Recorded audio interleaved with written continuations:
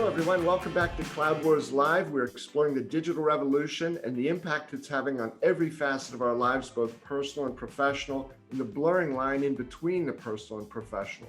We're delighted to have as a guest today Oliver Bussmann, who I met about 10 years ago when we both worked at SAP. Oliver was the CIO. Since then, Oliver has been a CIO and a CDO and a COO with some large global financial institutions.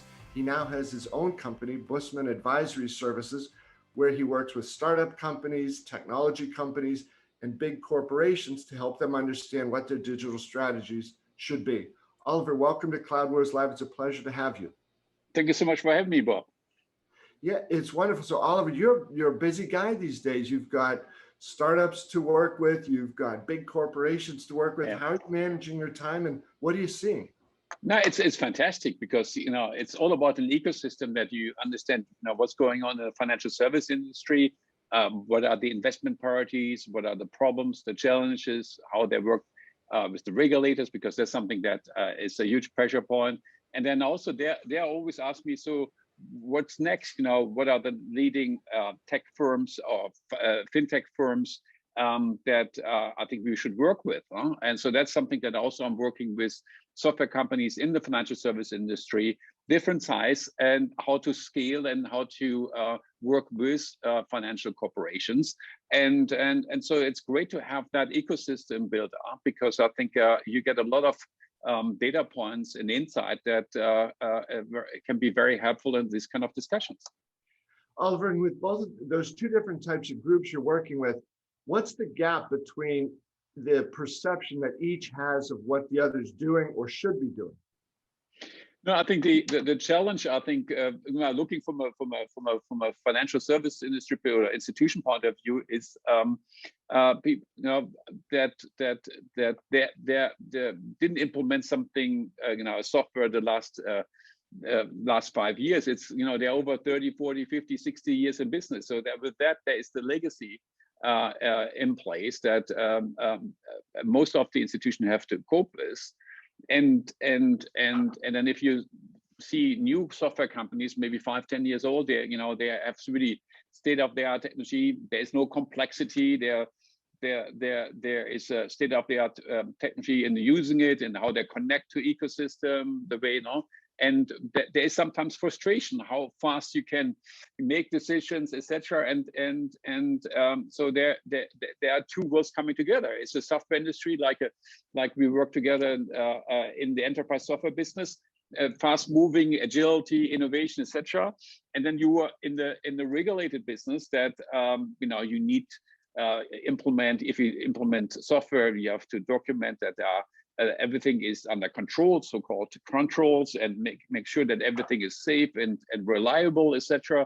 So, and then you have a lot of integration points. So that leads sometimes to frustration, but I think on the other side, it also provides an opportunity, to work with these companies. So I think being matchmakers, bringing those companies together is always very helpful to understand, to understand what are the challenges on both sides are.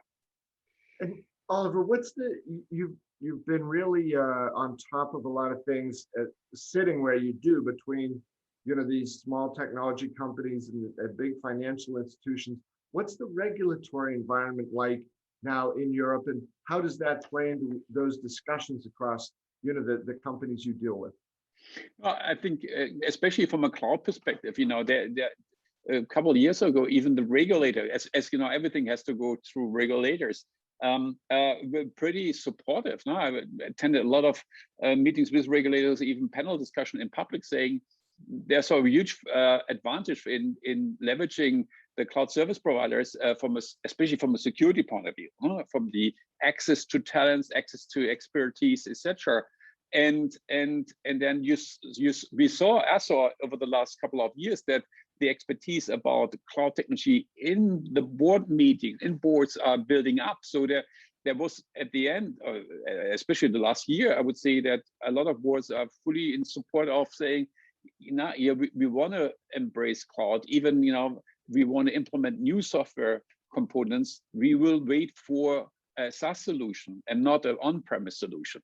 So I think we saw that, and now, especially I would say the last 12 months, with the regulator, European regulator, the UK regulator, are very concerned about, concentration rates of these cloud service providers.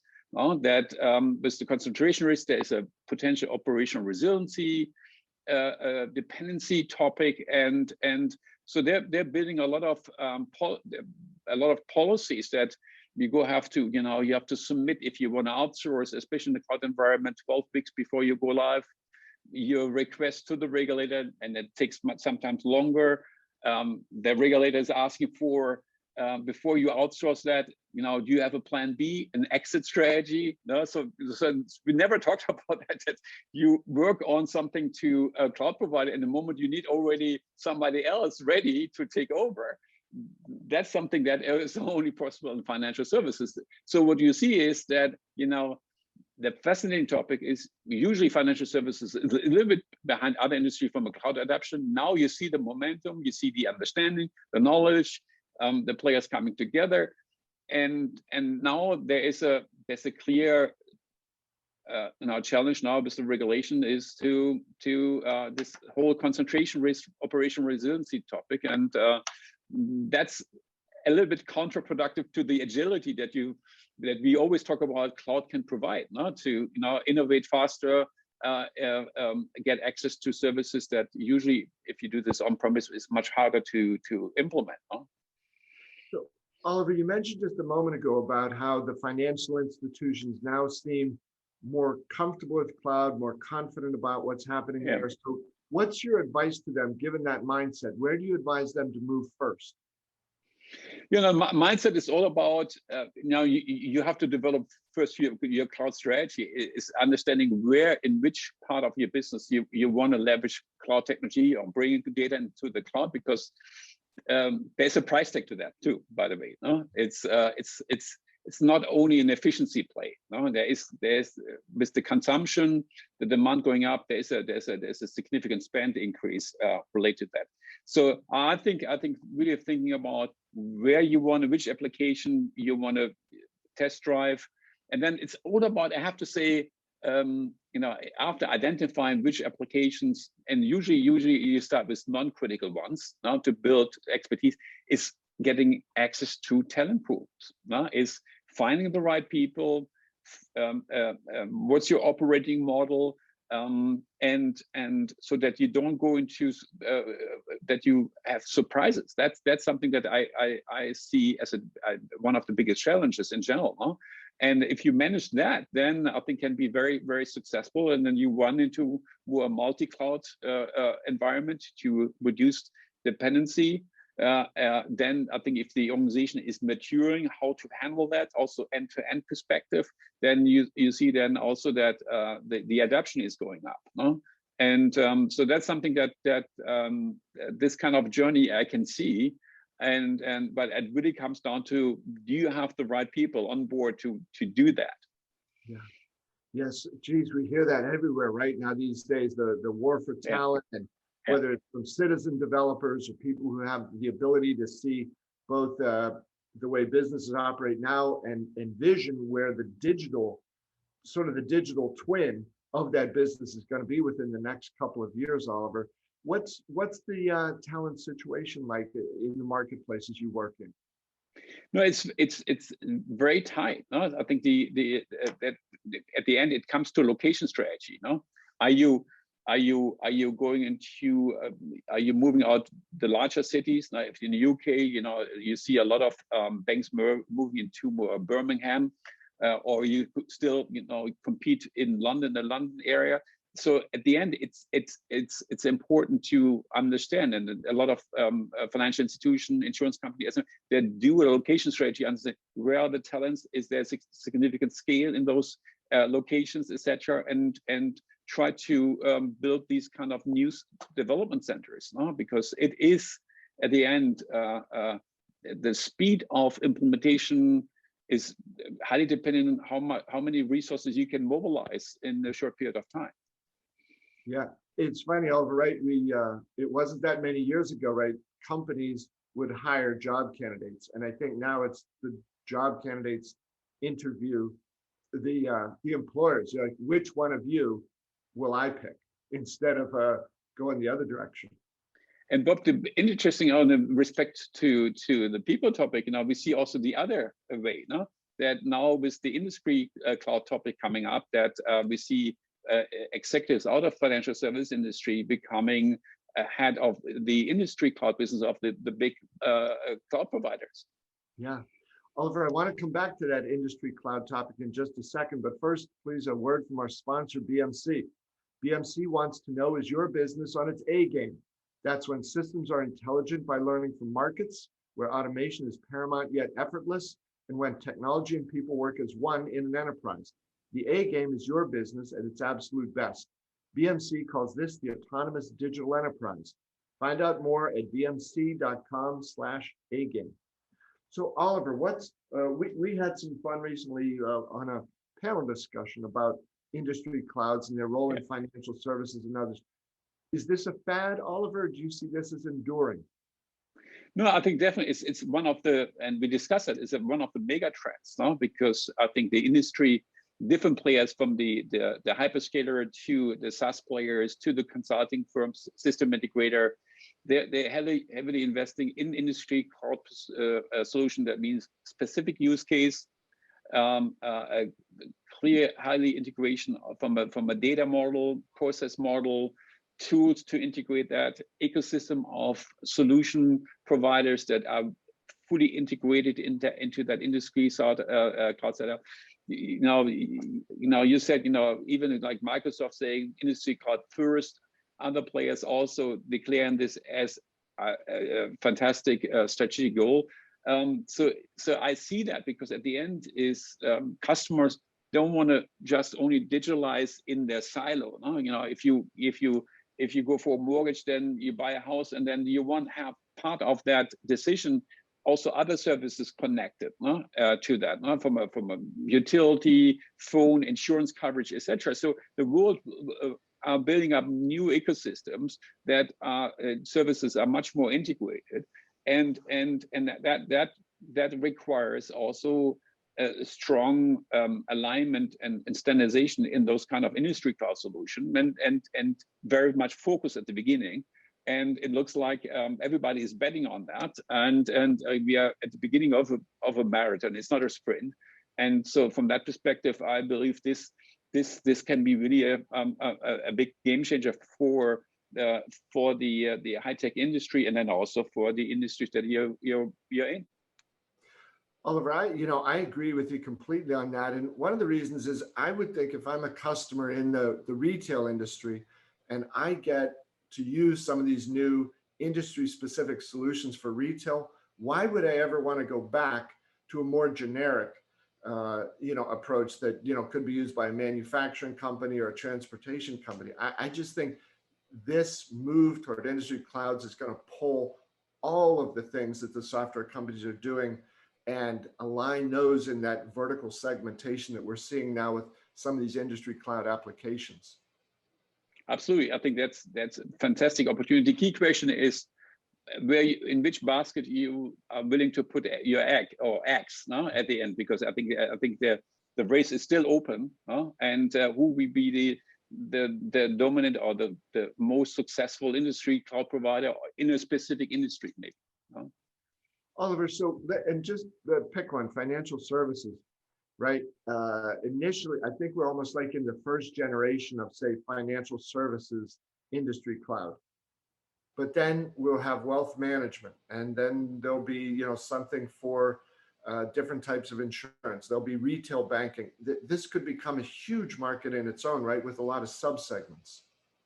Yeah, absolutely. Because if you look at today on the on-premise market, is pretty much by business silo. You have core banking for retail, for wealth management, for the investment banking, etc. The key question is, depending on your business mix of a bank or insurance company, you plug and play with these services, and that's it's important that at the end, and that's a big change from my perspective, is bank always tried to, financial institution in general also tried to cover the entire value chain, from managing the customer relationship, providing the product, having the providing the risk capital, and then the transaction platform, everything in one hand.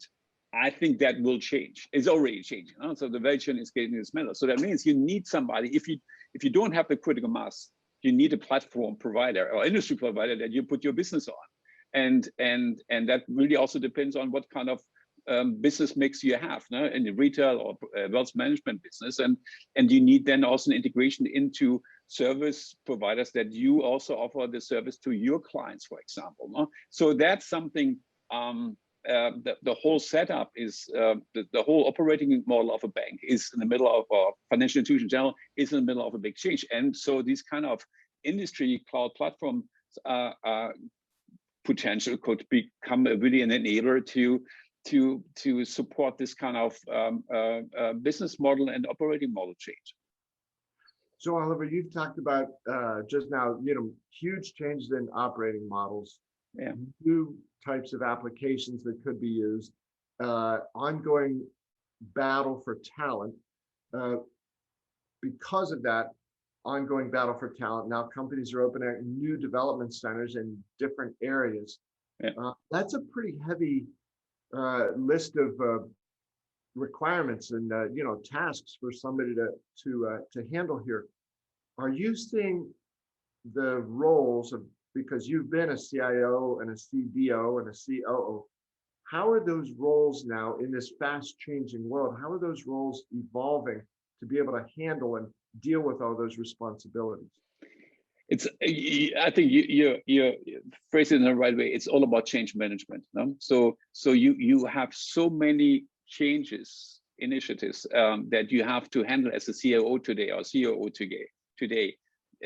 And understanding that at the end, the most important asset that you have is our people, and how you take your people, your organization on that journey, get them excited, motivated, help them to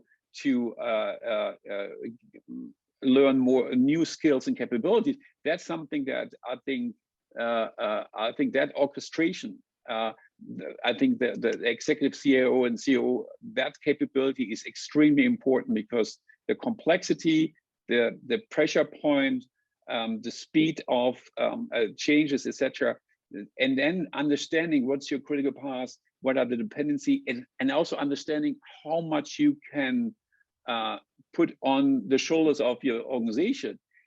That's a huge responsibility from my perspective, and that has even accelerated over the couple of years. Yeah, it continues to speed up, and Oliver, that reminds me, the other day I was speaking with a few big customers, and one of them, a high-level executive at this company, he said, "Oh man," he said, "I can't wait until this digital transformation project is over and things get back to normal." And I tried not to laugh, but it's like, what world are you living in? Right? Things are not going to snap back, right? It's a never-ending story. This is not like you did a big implementation. That's it. This is the next one is already waiting around the corner. So it's and this world is and it's one pandemic. No, it has changed investment priorities, topics, and then you have to adjust to that and adjusting how you work together, the way how you work, how you work together with the business, the level of collaboration has changed dramatically over the couple of years or a couple of months also. So that's something that there is no a dull moment from my perspective, and that's the expectation that you have to manage at the end also to yourself, that if you believe that's only one big change, then I have to say you're not you're in the wrong job, no? Because this is an ongoing pressure for change. Yeah, I think if that's your mindset, there's a big change coming, and it's going to involve you and a new future for what you. Yeah, exactly. Because if you do, typically in a bank, you say, you're good at running the bank, but and the change part somebody else should do it. And then again, this is it really there's so much interdependencies between both of them. So yeah, this is the new normal. Yeah.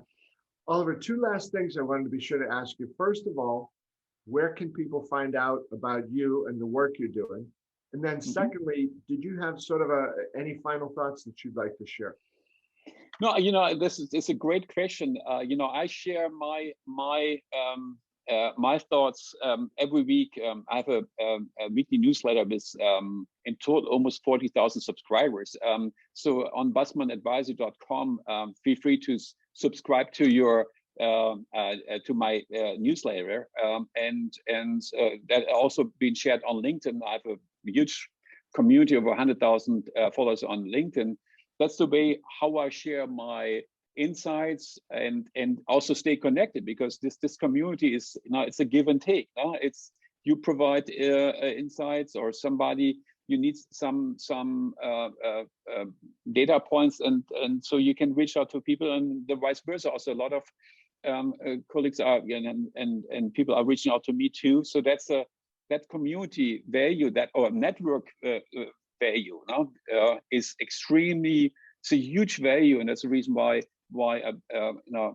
feel free to reach out on LinkedIn or on our business website, bussmannadvisor.com, and great to engage with the community, because it's a win-win for all of us.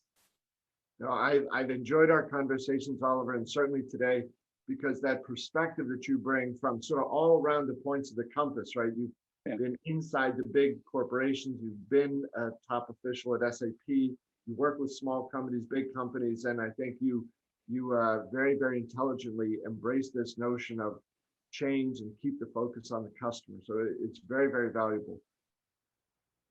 Thank you so much. Oliver, thank you for being with us, and thanks to all of you at Cloud Wars Live for being here. Hope your summer's off to a great start. We look forward to seeing you next time.